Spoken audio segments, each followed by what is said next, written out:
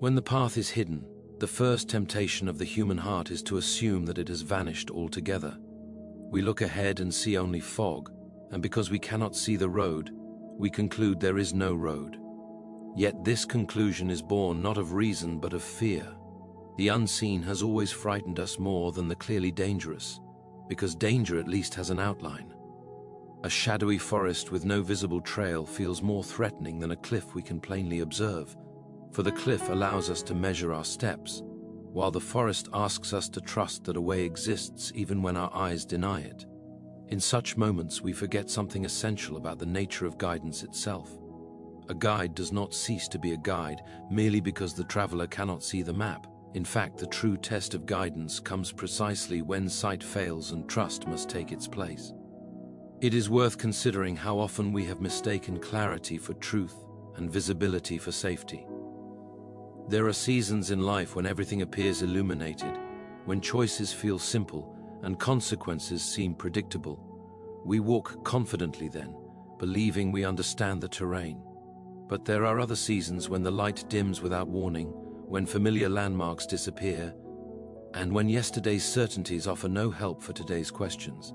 These are the moments that feel like abandonment, as though God has stepped back and left us to wander. Yet the strange paradox of faith is this: God's leading is often most active when His direction feels least obvious. Silence is not absence, and hiddenness is not neglect. If guidance depended solely on our ability to see it, then faith would be unnecessary. We would simply follow what is obvious, obey what is clear, and move only when the next step was fully illuminated. But faith, by its very nature, is invited into the space between what is promised and what is presently visible. It is in that space that the soul is shaped. When the path is hidden, we are not being punished with confusion, we are being trained in trust. We are learning to walk not by the strength of our sight, but by the steadiness of our surrender. There is a peculiar comfort we seek in certainty. We want guarantees before obedience, explanations before action, and outcomes before commitment. We say, often without realizing it, "Show me the whole road, and then I will follow." But the way God leads rarely conforms to that demand. More often, He offers a single step, just enough light for the next movement of the heart, and asks us to take it without assurance of where it will ultimately lead. This is not cruelty, it is intimacy. A guide who walks ahead at a distance may shout directions, but a guide who walks beside you does not need to explain the entire journey. He simply says, "Stay close." When the path is hidden, it is easy to assume that we have taken a wrong turn. Guilt creeps in, whispering that our confusion is evidence of failure, that if we had listened better, prayed harder, or believed more strongly, we would not be standing here in uncertainty. Yet confusion is not always the result of disobedience. Sometimes it is the consequence of growth.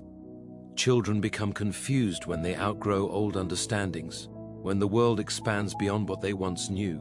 In the same way, the soul can become disoriented when God leads it into deeper waters, where old maps no longer apply.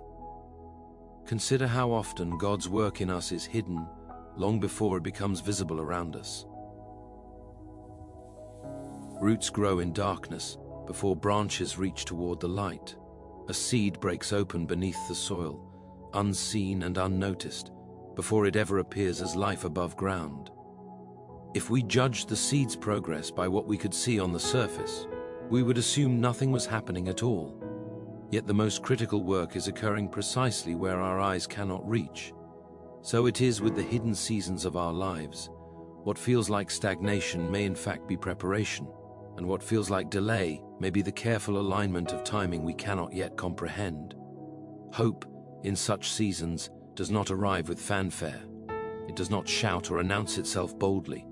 It comes quietly, often disguised as endurance. Hope looks like getting up one more day without answers, like choosing kindness when bitterness would feel easier, like continuing to pray even when words feel hollow.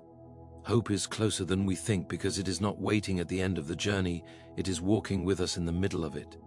It is present in the very act of continuing, in the refusal to give up simply because the way forward is unclear. There is also a humility required in being led when the path is hidden. We must accept that our understanding is limited, that we are not meant to grasp every reason behind every turn. This runs against our modern instinct to analyze, control, and master every situation. We prefer to be architects of our lives rather than travelers within a greater story. Yet surrendering control does not diminish us, it restores us to our proper place. We are not the authors of the path, but we are beloved characters within it, guided by a wisdom that sees further than we ever could. Often, we imagine that God's leading will feel dramatic, accompanied by unmistakable signs and overwhelming certainty. But more frequently, it feels ordinary and subtle. It may come through a quiet conviction rather than a thunderous revelation, through a gentle redirection rather than a sudden miracle. The hidden path teaches us to pay attention to small movements of grace, to notice the quiet nudges of conscience, the unexpected peace that settles even when circumstances remain unresolved. These are not accidents, they are the language of a God who speaks softly enough that only those who listen carefully will hear. When the way ahead is obscured, impatience becomes one of our greatest challenges. We want resolution now, clarity now, relief now. Waiting feels like wasted time, as though life has been placed on pause until answers arrive. But waiting, in God's economy, is never empty. It is an active posture, a form of trust that says, "I do not see, but I believe you do." In waiting, our desires are refined, our motives examined, and our dependence deepened. We begin to learn that God Himself is the destination, not merely the one who provides directions. There is also a quiet courage required to keep moving when the path is hidden.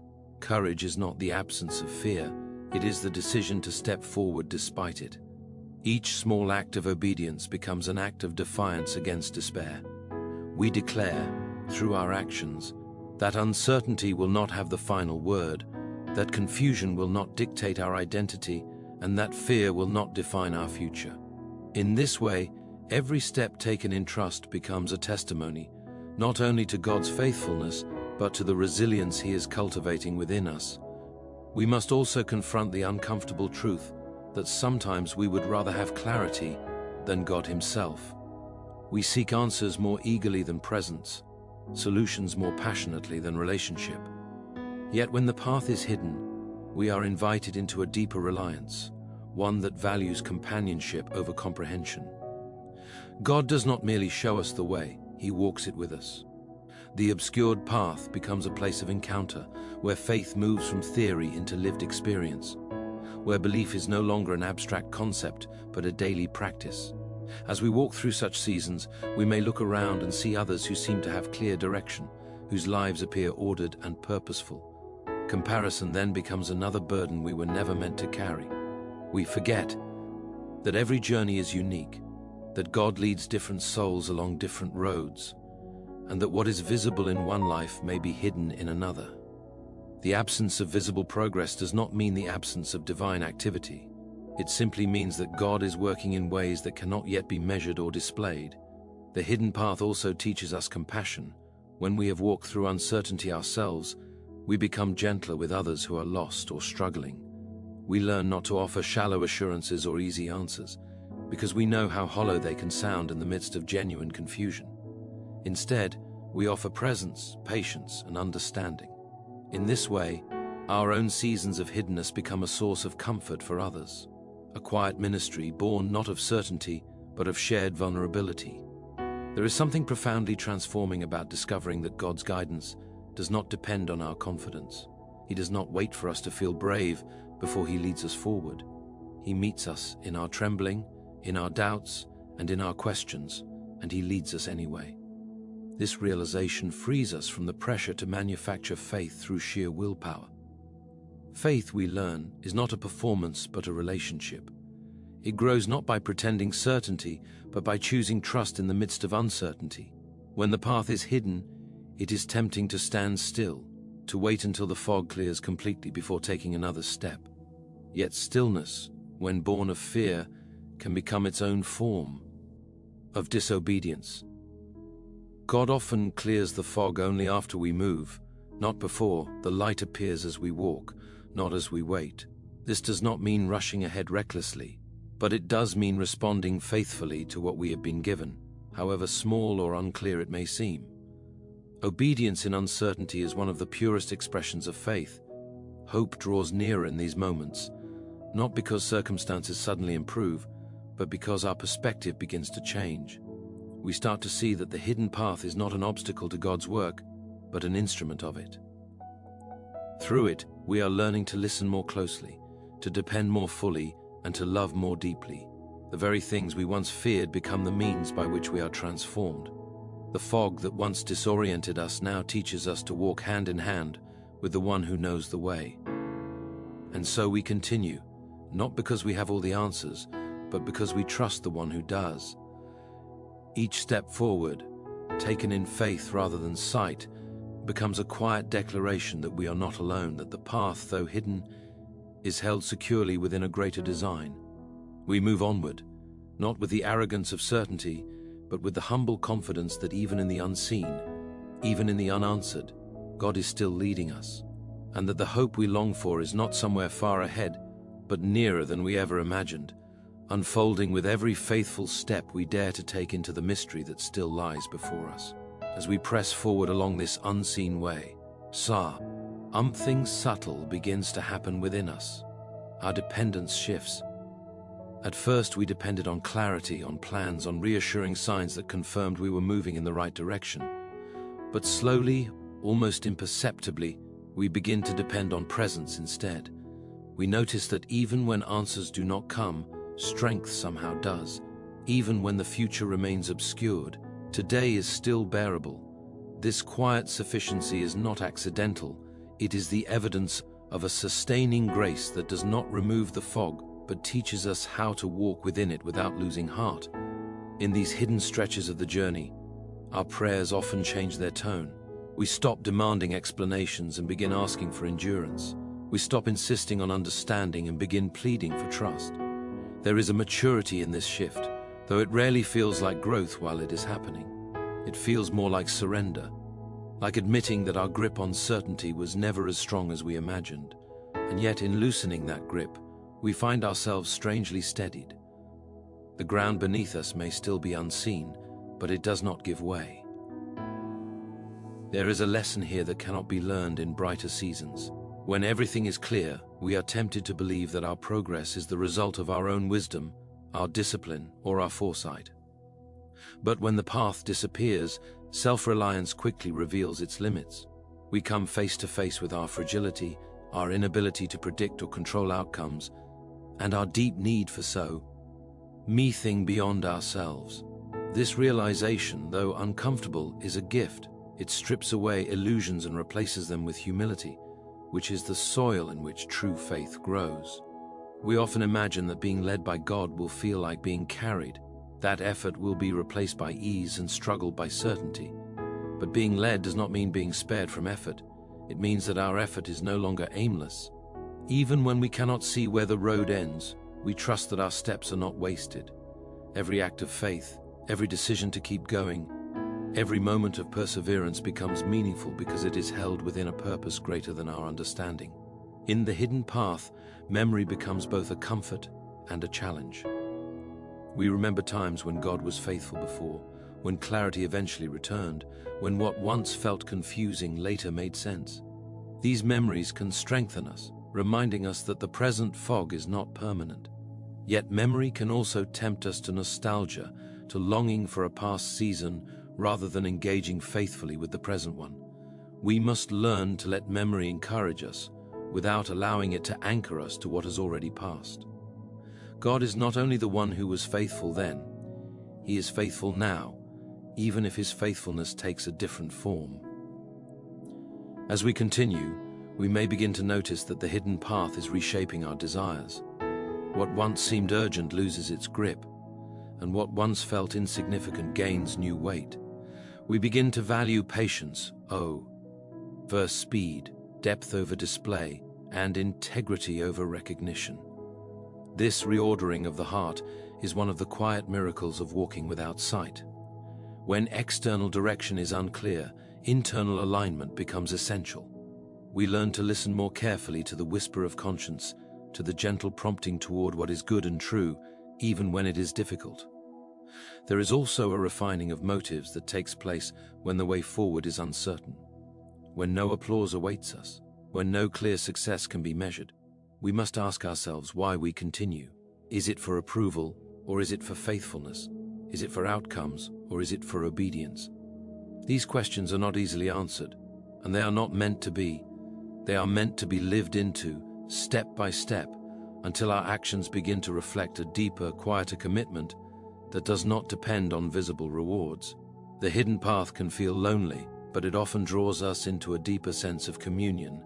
When distractions fade and external supports fall away, we become more aware of the nearness of God. We notice Him not in dramatic interventions, but in the small mercies that sustain us, a moment of peace that arrives unexpectedly, a word that speaks directly to our unspoken fear, a strength that carries us through a day we did not think we could endure. These moments are easy to overlook, yet they are the markers of a faithful presence walking beside us. We may also discover that the hidden path teaches us to receive help from others. When we do not know the way, pride loses its appeal. We become more willing to admit uncertainty, to ask for prayer, to lean on the wisdom and kindness of those who walk with us. In this way, God's guidance often comes through human hands and voices, reminding us that we were never meant to journey alone. Community becomes a compass, not because it replaces God's leading, but because it often reflects it. Fear does not disappear on the hidden path. It simply changes its role. Instead of being something to eliminate, it becomes something to carry. We learn that courage is not the absence of fear, but the refusal to let fear dictate our decisions. Each time we move forward despite uncertainty, fear loses a bit of its authority. It may still whisper warnings and doubts, but it no longer commands obedience. Trust, though quieter, begins to speak with greater conviction. There is a peculiar freedom that emerges when we accept that we cannot see the whole road. We stop exhausting ourselves with endless speculation about what might happen and begin focusing on what is required of us now. This narrowing of attention is not limiting, it is liberating. It allows us to be fully present in the moment we have been given, to respond faithfully to what is in front of us, rather than being overwhelmed by what lies beyond our sight.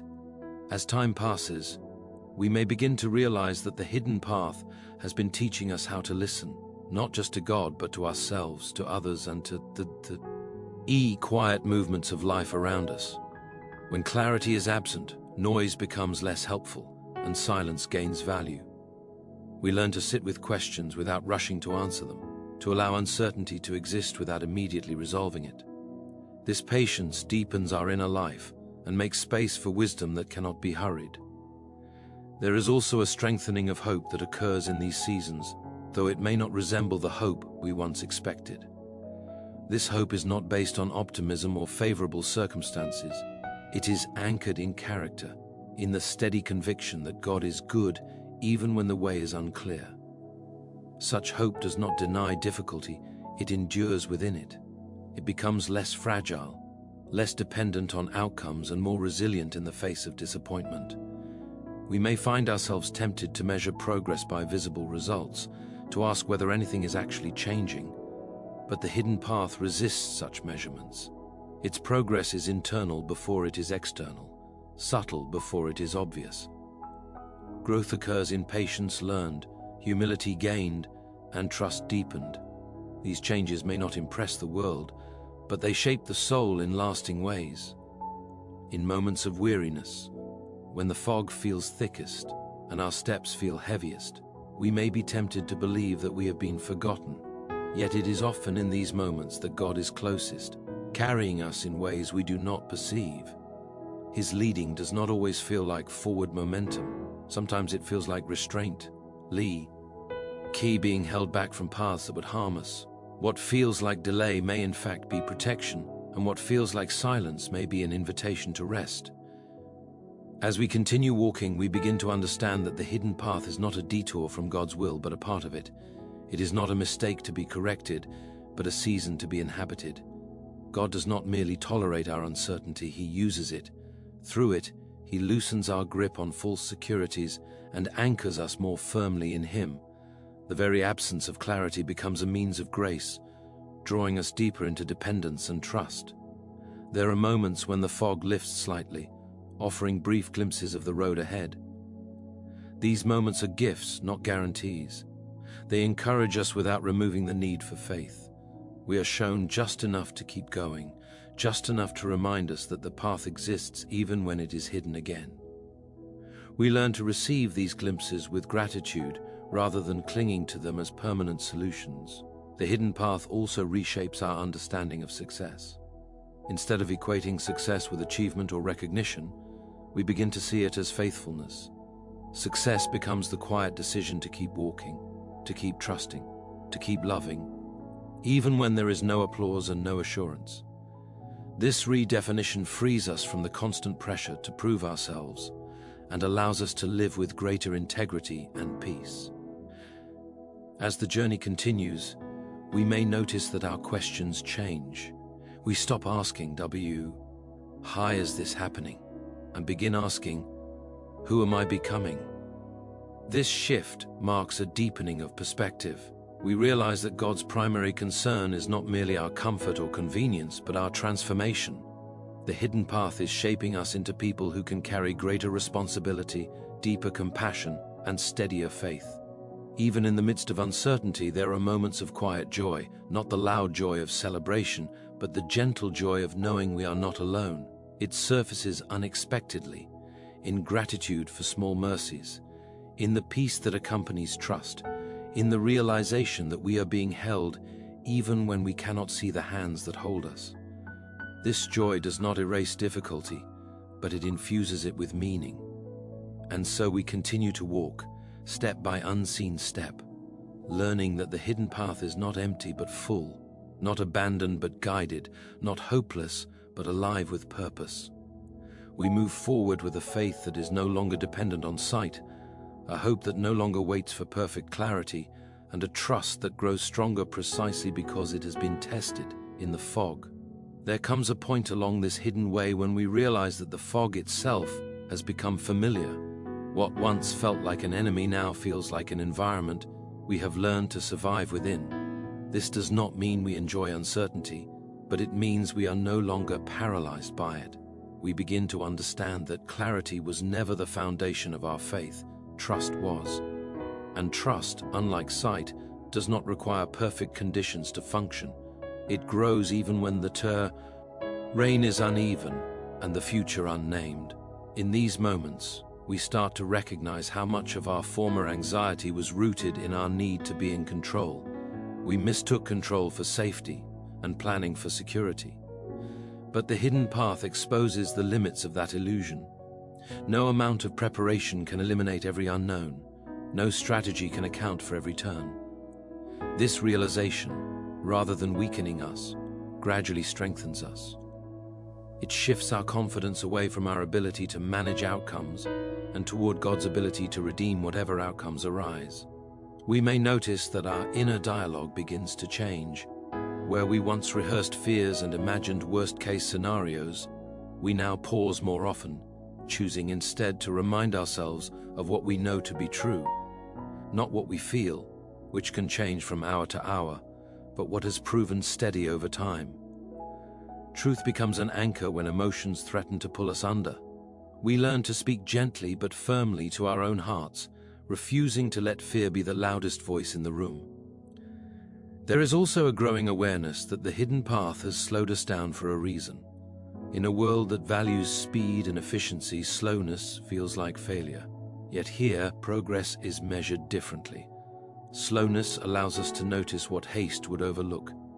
It gives space for reflection, for prayer that lingers rather than rushes, for listening that is not interrupted by the next demand. In slowing down, we discover that God is not hurried, and neither are the purposes He is unfolding within us. As the journey stretches on, we may begin to see that the hidden path is forming a kind of resilience we did not possess before. We become less easily shaken by unexpected news, less undone by temporary setbacks, Having already learned to walk without clear sight, we are no longer surprised when new uncertainties arise. We know now that uncertainty is not a sign of failure, but a familiar companion on the road of faith. This resilience does not make us hard or unfeeling. On the contrary, it often softens us. Having faced our own vulnerability, we become more compassionate toward the weakness of others. We listen more patiently, judge less quickly, and offer grace more freely. The hidden path teaches us that everyone is walking through some kind of fog, even if it is not immediately visible. In this shared humanity, we find connection rather than isolation.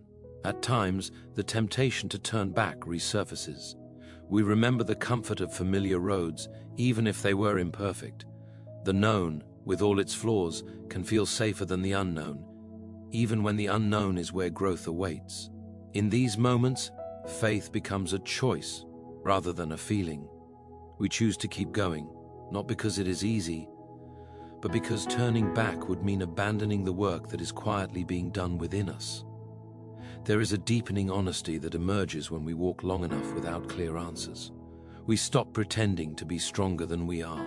We acknowledge our doubts without letting them define us. We learn that faith and questions are not enemies. They can coexist, even strengthen one another. A faith that has never wrestled is often shallow. A faith that has endured questioning tends to be more rooted and real. The hidden path also teaches us how to hold hope without forcing it. We stop demanding that hope look a certain way or arrive on a certain timeline. Instead, we allow it to be what it is, a quiet confidence that God's goodness is not dependent on our circumstances. This kind of hope does not rush ahead to imagined futures, nor does it collapse under present strain. It stays with us, steady and patient, reminding us that the story is still being written. We may find ourselves becoming more attentive to small signs of grace, a conversation that brings unexpected clarity, a moment of rest that arrives just when exhaustion feels overwhelming, a sense of peace that settles without explanation. These moments do not remove the fog, but they reassure us that we are being cared for within it. They become like lanterns along the path, not illuminating everything, but offering enough light to keep moving. As we continue, our understanding of prayer evolves. Prayer becomes less about persuading God to act and more about aligning ourselves with His presence. We pray not to escape uncertainty, but to endure it with faith. We learn that prayer does not always change our circumstances immediately, but it almost always changes us, reshaping our perspective and renewing our strength. There is also a growing acceptance that some answers may not come when we expect them, or in the forms we desire. This acceptance is not resignation, it is trust. We begin to believe that God's wisdom exceeds our need for explanation. We trust that what is withheld now may be revealed later, and that what remains hidden may be purposeful rather than arbitrary. Over time, the hidden path becomes less about reaching a destination and more about becoming a certain kind of person along the way. We are being formed into people who can walk by faith rather than sight, who can love without guarantees, and who can remain faithful without applause. This formation is slow and often uncomfortable, but it is deeply transformative. We may also notice that the hidden path teaches us gratitude in unexpected ways. When clarity is rare, we treasure it more deeply when it appears. When peace is hard won, we hold it with greater care. We become thankful not only for answers, but for endurance, not only for breakthroughs, but for the strength to wait. Gratitude shifts our focus from what is lacking to what is sustaining us. There are days when the fog seems to thicken rather than lift, when fatigue weighs heavily and doubt feels close. On such days, faith may look very small. It may look like nothing more than refusing to give up, like whispering a prayer that feels weak, like choosing to rest rather than despair. These small acts matter more than we realize. They are seeds planted in faith, even when the soil feels cold and unresponsive. As we walk on, we begin to see that the hidden path has been teaching us how to trust God's character rather than His timing. We learn to believe in His goodness, even when His schedule does not align with our hopes. This trust is not passive, it is active. lived out in daily choices to obey, to love, and to hope, even when results are unseen. The journey continues, unfolding slowly, shaping us quietly, leading us forward even when the way remains obscured. We walk on not because everything makes sense, but because we have learned that sense is not the requirement for faithfulness. The hidden path stretches before us still, inviting us to take another step, and then another, trusting that even now, even here, we are being led. And so, when the path is hidden and the way ahead refuses to explain itself, we do not stand at the edge of meaninglessness, but at the threshold of a deeper trust. What once felt like abandonment is revealed as accompaniment, and what seemed like silence becomes a language learned only by those who have listened long enough. We discover that God has not been waiting at the end of the road with answers in his hands, but walking beside us with faithfulness in his heart. The fog did not mean we were lost. It meant we were being led in a way that would change us, not merely inform us. Step by step, unseen yet guided, we learned that hope was never distant, never delayed, never dependent on our ability to see. It was nearer than we imagined, growing within us as we walked on without certainty, without guarantees, yet never without grace. And when clarity finally comes, as it often does in time, we will look back and understand that the hidden path was not an interruption of God's care, but the very place where trust was forged, faith was strengthened, and the soul learned to walk confidently not by sight, but by the quiet, steady assurance that it was never alone.